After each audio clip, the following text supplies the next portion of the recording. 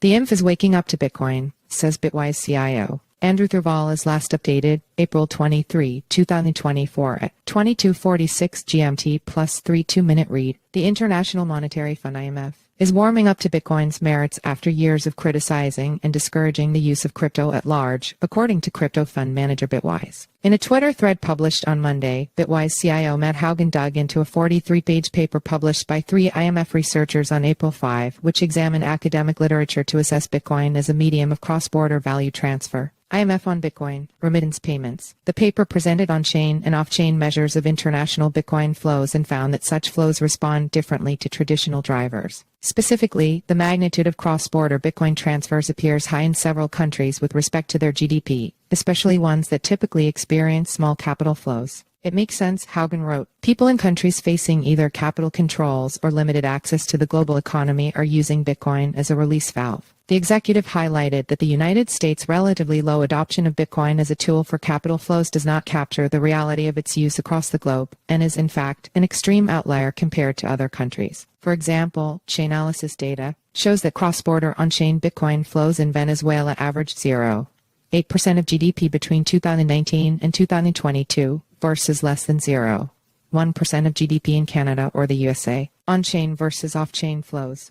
In general, on-chain cross-border flows align with crypto-specific sentiment, including a negative correlation with broad dollar appreciation events and a positive correlation with the VIX, a measure of implied stock market volatility. In contrast, off-chain Bitcoin flows seem correlated with incentives to avoid capital flow restrictions and are typically much smaller than on-chain transactions. Meanwhile, off-chain and on-chain flows both positively correlate with high inflation rates in a given country. By Hougan's assessment, the IMF's paper is a sign that they are paying attention to Bitcoin in a way that they once neglected to. The IMF is doing this research because Bitcoin has grown rapidly over the past decade and policymakers increasingly need to understand its impact on the global economy, he wrote. The world is waking up to Bitcoin. Over the past several years, the IMF has criticized El Salvador's adoption of Bitcoin as legal tender and urged the country to revoke its Bitcoin law.